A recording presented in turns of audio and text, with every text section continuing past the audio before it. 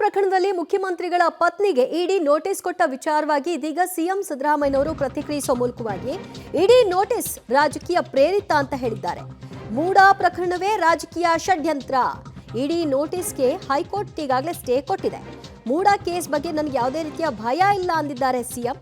ಸಿಬಿಐಗೆ ಕೊಡಬೇಕಾ ಬೇಡವಾ ಅನ್ನೋ ಬಗ್ಗೆ ಚರ್ಚೆ ಆಗ್ತಾ ಇದೆ ಅಂತ ಬೆಂಗಳೂರಿನಲ್ಲಿ ಸಿಎಂ ಸಿದ್ದರಾಮಯ್ಯನವರಿಂದ ಮೂಡಾ ಪ್ರಕರಣಕ್ಕೆ ನಿನ್ನೆ ಇಡಿ ವಿಚಾರಣೆಗಾಗಿ ಬನ್ನಿ ಅಂತ ನೋಟಿಸ್ ಕೊಟ್ಟಿತ್ತು. ಈಗ ಇವತ್ತು ವಿಚಾರಣೆಗೆ ಹೋಗಬೇಕಾಗಿತ್ತು. ನಂತರದಲ್ಲಿ ಕೋರ್ಟ್ಗೆ ಹೋದ್ರು, ಕೋರ್ಟ್ನಿಂದ ಸ್ಟೇ ಪಡ್ಕೊಂಡ್ರು.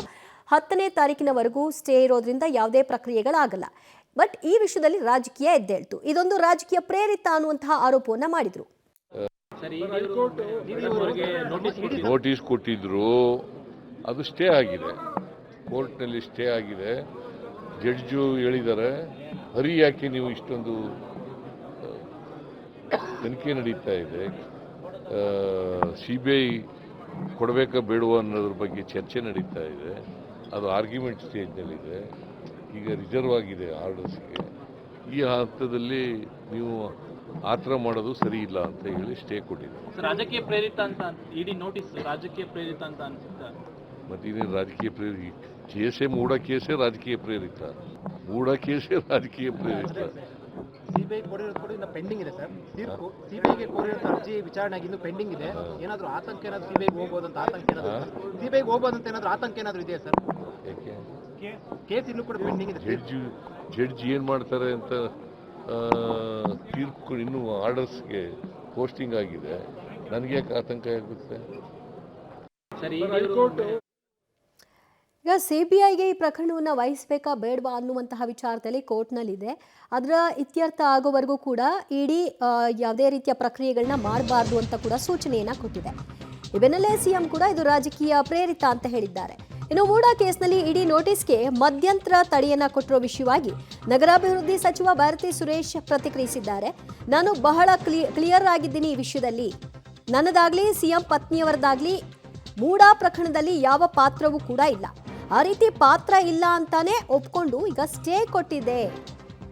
ಸ್ಟೇ ಕೊಟ್ಟಿರೋದು ಇವರ ಪಾತ್ರ ಇಲ್ಲ ಅನ್ನೋ ರೀತಿಯಲ್ಲಿ ಅವ್ರು ಹೇಳ್ತಾ ಇದ್ದಾರೆ. ಮೂಡಾ ಹಗರಣ ನಡೆದಾಗ ನಾನು ಮಂತ್ರಿನೂ ಅಲ್ಲ, ಸೈಟನ್ನು ಪಡೆದಿಲ್ಲ, ಸೈಟನ್ನು ಕೊಟ್ಟೂ ಇಲ್ಲ, ಈ ಪ್ರಕರಣದಲ್ಲಿ ನಾನು ಆರೋಪಿನೇ ಅಲ್ಲ. ಹೀಗಿರಬೇಕಾದ್ರೆ ಈ ನೋಟಿಸ್ ಎಲ್ಲ ಸದ್ಯ ನಾನು ರಿಯಾಕ್ಟ್ ಮಾಡಲ್ಲ, ಸದ್ಯ ಕೇಸ್ನ ಸ್ಟೇ ಕೊಟ್ಟಿದೆ ಅಂತ ಹೇಳಿದ್ದಾರೆ. ಏನು ಬ್ರೀದಿಂಗ್ ಪೀರಿಯಡು ಇಲ್ಲ. I am very clear, I will make you very clear. ಇದರಲ್ಲಿ ಯಾವುದೇ ನಂದಾಗಲಿ ಮುಖ್ಯಮಂತ್ರಿಗಳ ಪತ್ನಿಯವ್ರದ್ದಾಗಲಿ ಯಾವುದೇ ಪಾತ್ರ ಇಲ್ಲ. 0. ಈಗ ಆ ಥರ ಪಾತ್ರ ಇದ್ದಿದ್ದೆ ನೆನ್ನೆ ನ್ಯಾಯಾಲಯ ಒಪ್ಕೊಂಡು ಸ್ಟೇ ಕೊಟ್ಬಿಡೋದಾ? ಏನೂ ಇಲ್ಲ ಅಂತಲೇ ಘನತವ್ಯತೆ ನ್ಯಾಯಮೂರ್ತಿಗಳು ನೆನ್ನೆ ಅವ್ರಿಗೆ ವಾಪಸ್ಸು ಕ್ವಶನ್ ಕೇಳಿ ಈ ಕೇಸು ಮುಂದಕ್ಕೆ ಹಾಕಿದ್ದಾರೆ. 10ನೇ ತಾರೀಕು ಆದಮೇಲೆ ನೋಡೋಣ. ನ್ಯಾಯಾಂಗದ ಈ ರಾಜ್ಯದ ನ್ಯಾಯಾಂಗದ ಮೇಲೆ, ಸಂವಿಧಾನದ ಮೇಲೆ ಅತಿ ಹೆಚ್ಚಿನ ನಂಬಿಕೆ ಇಟ್ಕೊಂಡಿರೋ ನಾವೆಲ್ಲ ಕಾಂಗ್ರೆಸ್ ಪಕ್ಷದವರು, ನನ್ನ ಒಳಗೊಂಡಂತೆ, ಚಲುವಣ್ಣನ ಒಳಗೊಂಡಂತೆ ಮುಖ್ಯಮಂತ್ರಿಗಳ ಆದಿಯಾಗಿ ನಾವು ಎಲ್ಲರೂ ಮಾನ್ಯ ನ್ಯಾಯಾಲಯದ ಆದೇಶ ಏನಿರ್ತದೆ ಆ ಆದೇಶವನ್ನು ನಾವು ಪಾಲಿಸ್ಕೊಂಡು ಹೋಗ್ತೀವಿ. ಏನು ಸರ್, ಏನೂ ತಪ್ಪಿಲ್ಲ ಅಂದಮೇಲೆ ಅಥವಾ ಇಲ್ಲದಿದ್ದರೂ ಕೂಡ ಯಾಕೆ ಅದು IT ED ಲೆವೆಲ್ಗೆ ಅಥವಾ CBI ಲೆವೆಲ್ಗೆ ಯಾಕೆ? ಅದನ್ನು ನೀವು ED ಅವರು IT ಅವರು CBI ಅವ್ರನ್ನೇ ಕೇಳಬೇಕು. ನಮ್ಗೇನು ಗೊತ್ತು? I don't know. ನನಗೆ ಗೊತ್ತಿಲ್ಲ, ನನಗೆ ಗೊತ್ತಿಲ್ಲ. ಅದು ಅವ್ರನ್ನೇ ಕೇಳಿ. ಗೊತ್ತಿಲ್ಲ ನನಗೆ ಏನು ಅಂತ. ನನಗೆ ಬಂದವಾಗ ಆಶ್ಚರ್ಯ ಆಗೋಯ್ತು. ಇದ್ಯಾಕಪ್ಪ ಇದು ನನಗೆ ಬಂದಿದ್ದು ನೋಟಿಸು ಅಂತ. ನಾನು ಅದು ಬಂದಾಗ ನಾನು ಮಂತ್ರಿನೂ ಅಲ್ಲ, ಅದಾದಮೇಲೆ ನಾವು ಯಾರಿಗೂ ಸೈಟು ಕೊಟ್ಟಿಲ್ಲ, ತಗೊಂಡಿಲ್ಲ. ಮಾನ್ಯ ಮುಖ್ಯಮಂತ್ರಿಗಳ ಪತ್ನಿ ಕೊಟ್ಟಿದ್ದು ನ್ಯಾಯವಾಗಿದೆ, ಅದು ಸರಿ ಇಲ್ಲ ಅಂತ ಹೇಳಿದ್ಮೇಲೆ ವಾಪಸ್ಸು ಕೊಟ್ಟಾಗಿದೆ. ಮತ್ತೆ ಯಾಕೆ ಈ ನೋಟಿಸು, ಮತ್ತೆ ಯಾಕೆ ಪ್ರಕ್ರಿಯೆ ನಡೀತಾ ಇದೆ ಅಂತ ಗೊತ್ತಿಲ್ಲ. ಮೋಸ್ಟ್ಲಿ ಇದೆಲ್ಲ ಮಾನ್ಯ ನ್ಯಾಯಮೂರ್ತಿಗಳಿಗೆ ಮನದಟ್ಟಾಗಿದೆ, ಅದಕ್ಕೆ ಸ್ಟೇ ಕೊಟ್ಟಿರೋದು. ಮುಂದೆ 10ನೇ ತಾರೀಕು ನೋಡೋಣ. ವಿಲ್ಸಿ. ಎರಡನೇ ನೋಟಿಸ್ ಕೊಟ್ಟಿದ್ದ ಯಾರಿಗೆ? ನನಗಿಲ್ಲ, ಒಂದೇ ನೋಟಿಸು. ಅವರಿಗೆ ಎರಡನೇ ಅದು ಗೊತ್ತಿಲ್ಲ. ಏನು ಬ್ರೀದಿಂಗ್ ಪೀರಿಯಡ್